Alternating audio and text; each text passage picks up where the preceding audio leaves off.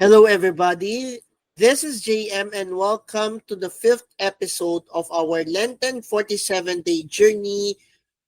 And our episode for today is we're going to listen to the sermon of Father Mike Schmitz, along with the gospel for today, according to the Gospel of St. Luke, chapter 4, verses 1 to 13. So now, let's listen in to the Sunday sermon.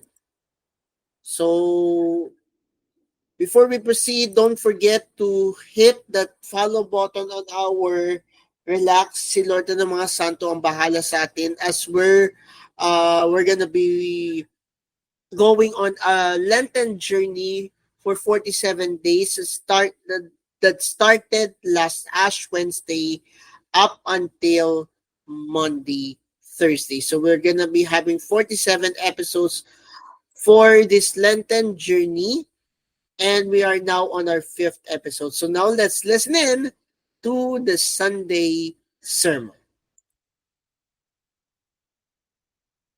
The Lord be with you.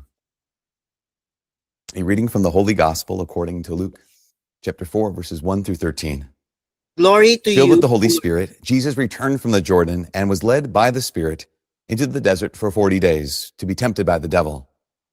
He ate nothing during those days, and when they were over, he was hungry.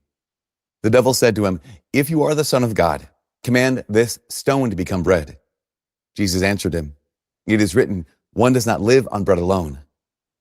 Then Satan took him up and showed him all the kingdoms of the world in a single instant. The devil said to him, "I shall give you all this power and glory, for it has been handed over to me, and I may give it to whomever I wish. All this will be yours if you worship me." Jesus said to him in reply, "It is written, you shall worship the Lord your God, and him alone shall you serve." Then he led him to Jerusalem and made him stand on the parapet of the temple and said to him, "If you are the Son of God, throw yourself down from here. For it is written, he will command his angels concerning you to guard you, and with their hands they will support you, lest you dash your foot upon a stone." Jesus said to him in reply, "It also says, you shall not put the Lord your God to the test." When the devil had finished every temptation, he departed from him for a time. The Gospel of the Lord. Praise to you, Lord Jesus Christ. So the question I think a lot of times people ask at the beginning of Lent is, what are you going to do? Like, what are you going to do for Lent? What are you going to give up for Lent? And I've found that a lot of people, well, not everybody, but a number of people will say something along the lines of, I'm just going to do the same thing. I'll do the same thing I did last year. And there's this kind of sense of, maybe I found my thing. Like, this is the thing I like to do. It's kind of comfortable. Which is not bad. It's consistent. That's not bad. I found something that kind of helps me. Wonderful. Those are all good things. But then if we go back to this series we started last week, The Place of the Way, right? We recognize that the heart of asceticism is not just giving up something. It's not just self-denial. It's not just discipline. The heart of asceticism is what ascesis means, right? It means training. And so we find ourselves in Lent in a certain kind of like a dojo, right? The training room, the place of the way, right? Dojo in Japanese, in English means the place of the way. Because why? Because at the end of this Lent, we want to be able to do something that we cannot currently do. At the end of this Lent, I want to be someone that I am currently not. And we know that the goal of Lent is, again, not to become slightly holier or slightly healthier or with fewer bad habits. The goal of Lent is to look like Jesus. And I currently don't look like Jesus. I currently don't think like Jesus. I currently don't love like Jesus. And so we have to realize this. If I'm just going to do the same thing I've always done, we really know the truth. In order to be able to do something I cannot currently do, I have to begin to do something that I've not yet done. That we all know this because, right, you've probably heard the phrase before. If you do what you've always done, you will get what you always got. If I want to be able to do something I can't currently do, right? This is training. There's a goal for Lent.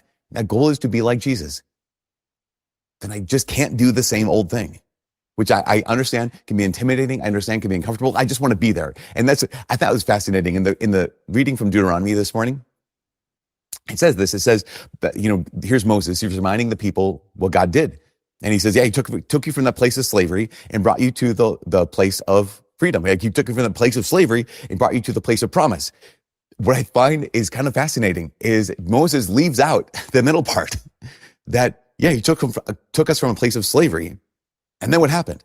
They didn't just immediately go to the place of freedom. They had to go through the desert. He didn't just take them from here to there. They had to go through. And for them, the desert was the dojo. I mean, that, right? Remember, the place of the way. And for us, as we enter into Lent, the place of the way this week, the place of the way this week is the desert. So why couldn't he just take them from the place of slavery to the place of promise? Why'd they have to go to that place of the way? Why'd they have to go through the desert? Well, if you read the book of Exodus, if you read the book of Numbers or Deuteronomy, you realize this, that God he wanted to immediately bring them to the promised land, but they got there and they were too afraid. Why? Because they had spent 400 years living as a slave. They had spent 400 years living as not free people. And so they were fearful. They thought like slaves.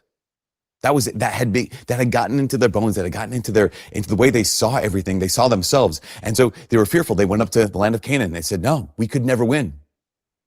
They didn't have the strength to fight. They didn't have the courage to fight. They didn't have the ability to fight.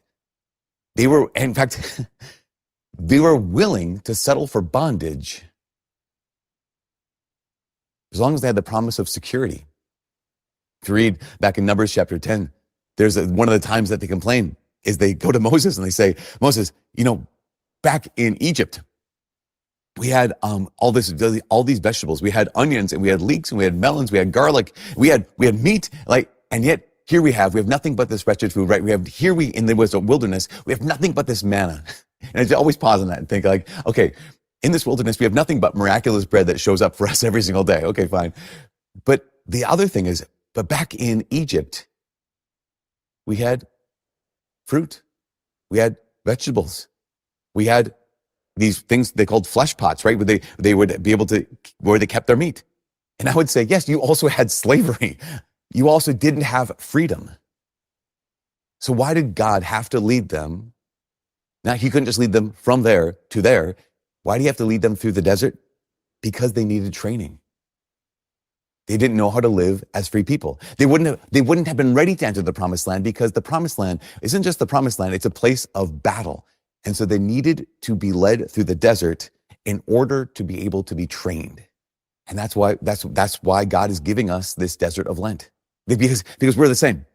I know I just want to be done. I just want to Lord, just tap me on the head and make me look like Jesus automatically. But we need this train. We need this dojo. We need this place of the way because we are called to be people that we're currently not able to do something that we currently cannot. So God is leading us into the desert, into the place where all of the things that we have trusted in are finally put down. And that's what Lent is. We're led into the desert where all of the things that you and I have trusted in, we're invited to just put them down.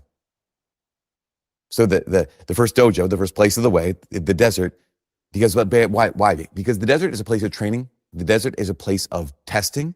The desert is a place of trial. But it's also the place where all the things that I've trusted in are absent. Here's the Jewish people, right? They trusted in the melons and the leeks and the onions. They trusted in the fact that every single day, the Egyptian slavers would provide for them. All the things that they trusted in, all their comforts, all their crutches were absent. And for us, the desert, the place of the way, Lent is where you and I put down our comforts and we put down our crutches. What are our comforts? What are our crutches? Our comforts and our crutches are those things that we use to buffer between us and life, right? They're the distractions, they're the noise, they're diversions. They're all the things that we hold on to that we hope will insulate us from having to acknowledge that we are not yet who we should be. And so here in Lent, the beginning of Lent, the question is, what you're going to give up for Lent? What are you going to do for Lent? Remember, whatever it is, whatever you decided, you can always change it. You are entering into a place of training. You're entering into a place of testing. So it can't just be the usual, right? It can't just be the status quo. It can't just be the normal thing I always give up. I can't just do the same thing I always have done and expect a different result. Because we are called to do something new. You and I are called to go somewhere new. And that means putting down something old. So as we move forward in the desert, You and I have to put down the comforts. You and I have to put down the crutches. So what is that? Maybe it's the device that I use to insulate myself from having to think. Maybe it's drink. Maybe it's food. Maybe it's distractions. What are the things that you and I cling to? We put our trust in them. We think, as long as I have this, I'll be fine. Whatever you and I find ourselves trusting in more than God alone, I'm inviting us all. That's what we have to, this Lent, be willing to put down, because this is the desert. This is the place of the way. And it's going to be difficult. I always hesitate this. I always hesitate to invite people to do the hard thing for Lent. One of the reasons is because I don't want to burden anyone. But on the other hand, think about this, it is the desert. So it's supposed to be difficult. It is not just for difficulty's sake. It's the desert. It's training. The question, what am I training for? What am I trying to become? One of the big popular words these days is resilience. And if a young person or old person, any person has resilience, it's something that's powerful. It's almost like a superpower when you find someone who has this grit or has this resilience. I was listening to a talk by a woman, she's an American psychologist named Dr. Becky Kennedy. She was giving a talk to students at Duke. She asked the question, she said, what does resilience feel like? Like if you're a resilient person, or you will see yourself as a resilient person, she asked the question, what does resilience feel like? And she pointed out, and one of the students pointed this out, that it doesn't feel resilient. That notion of I want to know something, right? I want to be able to do something. And for us in Lent is I want to be able to live like Jesus. I want to be able to love like Jesus. I want to be able to trust like Jesus. That means I have to go from not knowing to knowing. I mean, I have to go from not being able to being able. And that space, Dr. Kennedy says, that space between not knowing and knowing, that space between not being able and being able is really, really painful. I just want to be there. It's like the Jews in the wilderness. Like, no, I just want to go from the place of slavery to the place of promise. She says that space, though, between not knowing and knowing, not being able and being able, she says it's painful. She calls it the learning space. That space between not knowing and knowing. It's a learning space. Not being able and being able. I would call that the training space for our intents and purposes. And she said this. She said, what's the emotion that's most often associated? In fact, she said there's a single emotion that's associated with that training space. There's one single emotion that's associated with the learning space. And she said that one emotion that's associated with this space is frustration. It's I just want to give up. Because that space between the land of slavery and the land of promise, that place of slavery and that place of God's will, is difficult. It is painful. The emotion is frustration. And so what has to happen? I want to skip it. I want to skip the training space. I want to skip the learning space. But we realize that if we're in the midst of it, and you and I are in the midst of it, right? We are in the midst of Lent right now. Here we are in a place where I'm not able to live like Jesus, and I'm able to be able to look like Jesus, to live like Jesus. We realize I don't want to be in this place. Okay. But the truth is this. The truth is the only way out is through. That just in the same way that God was leading his people from here to there, the only way from here to there was through. And when you and I find ourselves in that place of frustration, that place of learning, that place of training, we realize the only way out is through. And so what Dr. Becky Kennedy invites people to do, she said, how about this? When you experience frustration, remind yourself, that's called learning. Whenever you and I experience that frustration in that learning space, in that training space, tell yourself, no, this is learning. This is me growing. This is me training. And so what we can develop what she calls frustration tolerance. So we find ourselves in that training space and it's difficult and I want to get out of this. Okay, the only way out is through. And we experience this frustration tolerance. And she said this, she said, I have to learn to love the feeling of frustration. So people almost always associate success with getting from not knowing to knowing as fast as possible. The success and accomplishment is getting from not being able to being able to as quickly as possible. She said that's not true. She said success, greatness, comes from the length of time you and I can spend in that learning space. Success comes from the length of time you and I can spend in that training space. Like Jesus in the gospel today. Jesus in the desert, he doesn't just visit. He doesn't sprint through. He spends 40 days and 40 nights in the training space. He spends 40 days and 40 nights, and he's not in a rush to get through. And we can't be either. He shows us the way. There was a 17th century philosopher and mathematician, scientist, inventor, Catholic man. His name's Blaise Pascal. And Blaise Pascal, once he had the question, he said, you want to find faith, but you don't know the way? Ever find yourself in that place? Like, I want to have trust, but I don't know the way. I want to be able to look at Jesus, but I don't know the way. Well, we realize that the only way to grow in trust is to put down the comforts or put down the crutches that I've been trusting in and trust. The only way to grow in trust is to put down my crutches and trust. Our friend from last week, Takashi Nagai, remember the Japanese Catholic man who, a little bit of his story mentioned last week, that he was born in Japan in the early part of the last century, and he was raised Shinto by his mom and dad. He had loving parents, incredible mom and dad. At one point, Takashi Nagai in high school, he went off to study, and he studied science, was very good at science, and science, Western science had just come to Japan. And so along with Western science coming to Japan, also Western ideas of atheism had to come to Japan. Now, Takashi Nagai was raised Shinto. And so just all these myths. And so as he encountered science, all of the myths that he was raised with were kind of exposed for just simply being myths.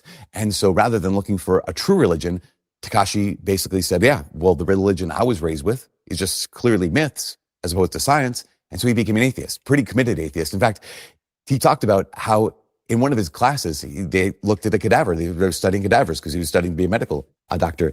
And the physician, the instructor said, this, gentlemen, this is all there is. Just cells and bone and tissue. This is all human beings are. And Takashi Nagai embraced that. He embraced that as reality. All there is what I can see. There's nothing more here. Until something happened. At one point, he got a telegram from his dad instructing him to get home as quickly as possible. And he got home just as his mother was dying. And Takashi Nagai spent her last moments with her. And there's ways in which you can describe this moment, but maybe the best way is to say that as Takashi was next to his mom, whom he loved so much, and as she gave her last breath and her heart beat for the last time, and she died, this man who was a scientist and saying, no, all there is what we can see. All there is just stuff. He's a strict materialist. He saw his mom die and he realized, oh, we are more. He realized in that moment when he witnessed the death of his own mom, he realized we're more. We're more than just cells. We're more than just tissue. We're more than just electrical circuits in our brain. He realized there is something more. And it wasn't because he had this wish fulfillment where he wanted to see his mom again. He just was overwhelmed by this conviction, but he didn't know what to do. So re-entered Blaise Pascal. Takashi Nagai had, he loved Western things or he appreciated Western things, Western thought. Here is Blaise Pascal, who was a Westerner, who also was a scientist. And Pascal admired the fact that he was an inventor. He admired the fact that Blaise Pascal not only was an inventor and a scientist and someone who loved studying the natural world, but also liked to think deeply. And Blaise Pascal wrote this book called Pensées. It's not really a book. It's just a collection of ideas, of thoughts, Pensées. And they kind of reminded Takashi of some of the Japanese like haikus and other kind of just short, insightful truths. So he picked up a copy of Pascal's Pensées. And he'd read through, especially at this moment where he had this encounter of there's more to this life. And he came to the conviction that maybe God exists and maybe actually Jesus is God. It was this whole long process. But at one point, he didn't know what else to do. He didn't know how do I move forward in this? How do I move from here to there? And then he came upon one of Blaise Pascal's Pensées, the one I started reading earlier. He said, you want to find faith, but you don't know the way? Here's Takashi Nagai saying, yes, that's it. I either want to stay in my unbelief, not knowing, or I want to know. How do I get there? How do I get from not knowing to knowing? How do I get from not being able to being able? Pascal goes on. You want to find faith, but you do not know the way. He said, learn from those who were once bound like you and who now stake everything on it. Follow the way by which they began, by acting as if they believed, by taking holy water, by having masses said, and so on. This will naturally lead you to belief. So Blaise Pascal's advice for someone like Takashi Nagai, maybe for all of us, was you want to believe, you want to have faith, you don't know the way. He says, start acting as if you believe, start walking, start moving. And this is us for Lent too, because as Takashi Nagai started this, he didn't know how to pray. I mean, he had no idea that God was good, that God was one.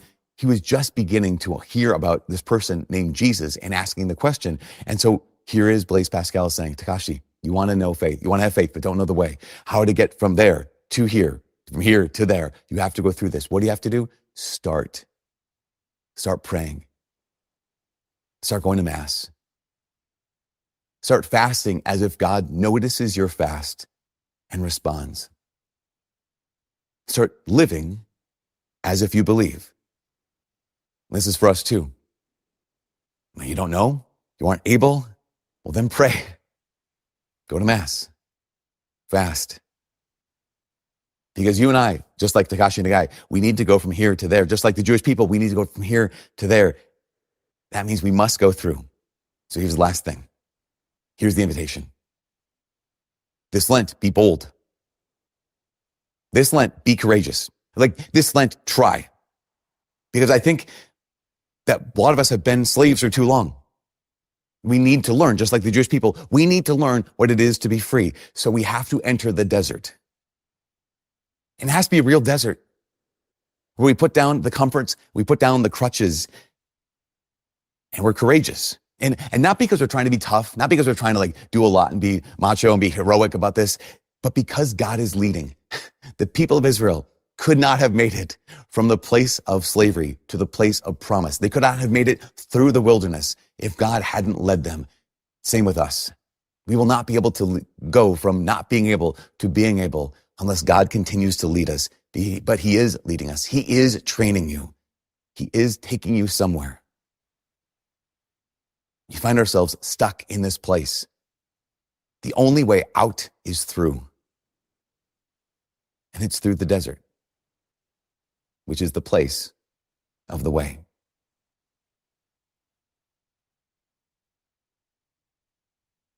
And that was the sermon of Father Mike Schmitz on the first Sunday of Lent. So let's go through some of the important highlights that has been embodied through this Sunday sermon that he had. And we need to emphasize something here that has been striking me the most, which is the place of the way. What is called the place of the way? It is the desert. And according to the gospel for today, which is found in Luke chapter 4, verses 1 to 13, it is all about spending 40 days and 40 nights of Jesus into the desert. And it says the only way out is through. And that's true enough. The only way out is through. So if we want to follow Jesus in the season of Lent, deny ourselves, take up our own cross, follow him through the desert. And in this gospel that has been read earlier, is that there are three temptations. The first temptation from the devil for Jesus was, command this stone to become bread. But Jesus said, one does not live on bread alone. Then, second temptation of the devil for Jesus was, I shall give to you all this power and glory, for it has been handed over to me, and I may give him Give it to whomever I wish. All this will be yours if you worship me. But Jesus said to him in reply, it is written, you shall worship the Lord your God, and him alone you shall serve. And then finally, the third temptation of the devil for Jesus was, if you are the Son of God, throw yourself down from here, for it is written, he will command his angels concerning you to guard you, and with their hands they will support you, lest you dash your foot against a stone. Jesus said to him in reply, it also says, you shall not put the Lord your God to the test. So again, in order for us to get out is to go through what Jesus had done, and that's to sacrifice for 40 days and 40 nights. Sacrifice one thing that you have been doing, something that has been central to you. Because according to Father Mike Schmitz in his Sunday sermon, again, we have to mention the only way out is through. So if you want to hear more about our own reflection and the reflection for this Sunday's episode, just listen to the sixth episode of our podcast show for the second season of Relax. Si Lord ng mga Santo ang bahala sa atin right after this airing of this Lenten Journey Learning episode. Again, this is day 5 of our journey towards the Easter Triduum. This is JM reminding you that the way to go out is to go through the desert like Jesus, deny yourself, take up your own cross, and follow Jesus on the way to the desert. God bless.